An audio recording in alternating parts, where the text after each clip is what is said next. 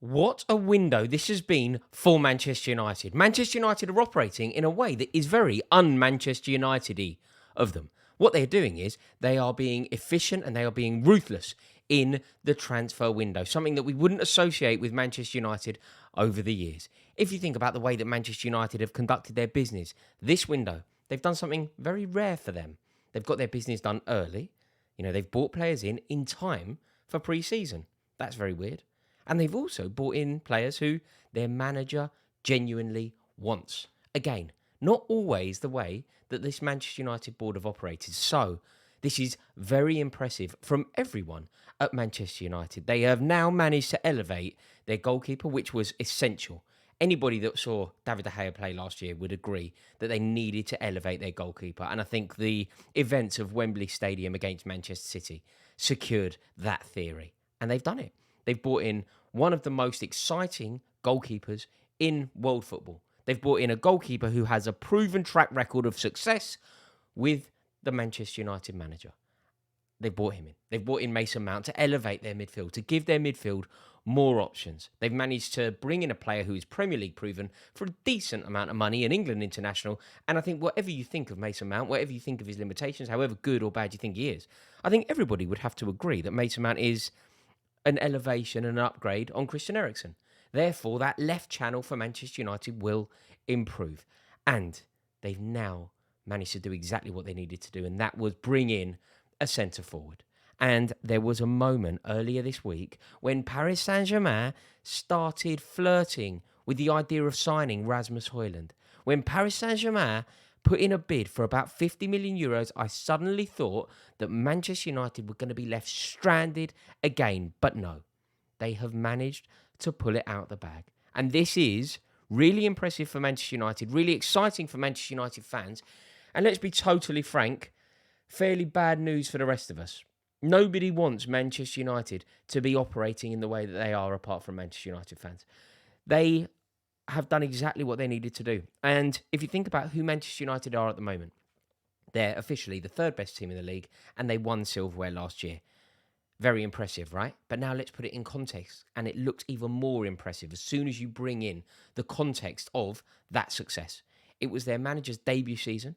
Their season was totally rocked by a ridiculous moment of madness, in my opinion, from Cristiano Ronaldo when he took on that unsolicited, unsanctioned interview with Piers Morgan to effectively light a fuse under Manchester United just before the World Cup. Off the back of a very impressive last-minute victory against Fulham, their season was rocked.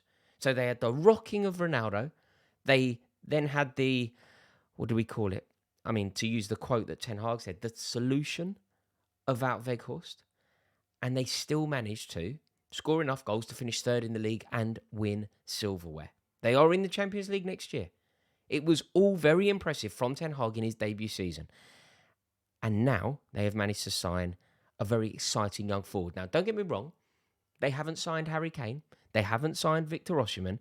This is different. But this is a player that they can afford. They don't have to sell to buy, which I think is good, because if you end up in a chain, it can delay the move. Maybe the move doesn't happen. Dealing with Tottenham is always very difficult. And I think Daniel Levy would have always rather sold Kane to Munich. And it does seem like Harry Kane is open to the move to Munich. So if Manchester United had waited for too long for Kane, they could have ended up with nobody, especially with Paris Saint-Germain sniffing around Hojlund. Crucially as well, Hojlund has something to prove. He's arriving at Manchester United. This is the biggest move of his career, obviously, the biggest moment of his life, I imagine. And he has something to prove. He will also fit the Erik Ten Hag system perfectly. He's happy to play on the last shoulder. I saw a goal that he scored the other day. This is last season. His goal against Lazio. It's amazing. Brilliant, rapid, so fast. It's going to be such a threat. And Manchester United's attack now is going to be so full of pace. It's going to be a problem. Have a look at the goal against Lazio. It's brilliant. And scored one against Lecce. Linked up very well with Jeremy Boga. It's impressive. And the way that he plays is going to lend itself and be very conducive to Manchester United scoring goals in the Premier League. He's so fast. He pins centre-halves back. He will take centre-halves with him. He's so happy to run the channel. Honestly, just channel. Pulls defenders out of position. That will open up space for the likes of Mason Mount and Bruno Fernandes, both of whom have a very keen eye for a goal. Marcus Rashford, it's going to make Marcus Rashford a far better player, having a decent, pacey, lively, hungry centre forward. So this is very good news for Manchester United. Now look, he did only score 9 goals in 32 appearances. So he didn't set Serie A alight. But do you know what he does? And I think I heard this said about him. And I think it was said to be a little bit of a snide comment, maybe to be a little bit of an insult. But I certainly don't see it that way. He said something along the lines of, the comment I read, it might have been in the Times. He said something like, he scores the goals that you expect him to score. He doesn't, he's not going to do something out of the blue, something extraordinary. But that could come. He's 20 years old. He was 19 until February. So that could come. But I'm afraid doing what you're supposed to do, scoring the goals that we expect you to score, is a positive, not a negative. If you're a goalkeeper and you make the saves that you should make, you're a good goalie. So not everybody possesses the ability to do the spectacular. But if you do what you should do, save the ones that you should save, overall, you will contribute massively to your team picking up points. And now that is a good thing. And I think the raw attributes of Hojlund and his youthfulness, I think Ten Hag is just going to love him. He's a selfless striker. He's going to link up the attacks. He works so hard out of possession. And he has a strong penalty box presence. And he is so pacey. Seriously, the goal against Lazio, just watch it. And if you think about where Manchester United so desperately lack, he was getting the ball in the back of the net. And we've seen it already this year. Anybody that watched Manchester United against Real Madrid will know that Manchester United missed too many chances. And we saw it last season, but we've also seen it again already this pre-season.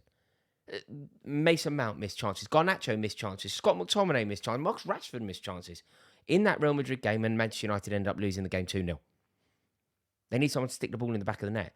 And Hojlund, if he scores the chances that you're supposed to score, all the players that I just mentioned missed massive chances that they were supposed to score. So if Hojlund can simply do what he's supposed to do, if we're going to be snide and say it in a bad way, I think that is decent.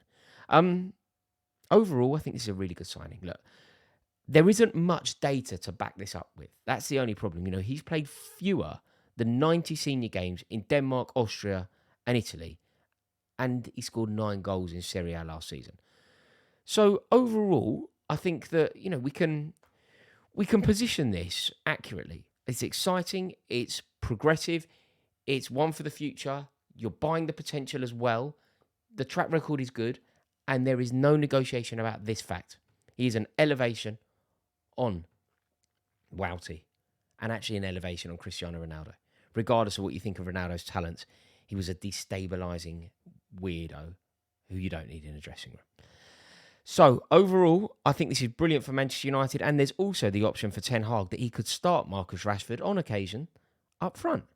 Hojlund is inexperienced and he's going to need to be nurtured and protected. So there is an option for Ten Hag to use Anthony Martial, who's getting back to full fitness, out wide, put Marcus Rashford central, and just allow Hojlund to ease into it. Look, there's a little bit of jeopardy. This isn't Harry Kane. But I tell you what, I think it's a very good signing. I think it'll work. I rate Ten Hag so highly. I think he's got everything right. Anything that has come his way, he has got it right. His signings, his recruitment has generally been pretty much spot on. The decision-making, brilliant. Dropping Maguire, excellent. Signing Lisandro Martinez, excellent. Getting Ronaldo out of the club, excellent.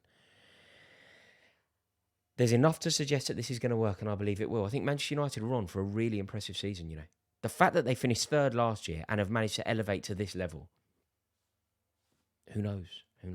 Let me know your thoughts, please, in the comments below. Do you think this is as impressive as I do? Do you think Hojlund will work? And if you're new around here, my name is Rory. I talk about football a lot, and it would be my honour to welcome you into this community. So please do click the subscribe button. See you in a bit.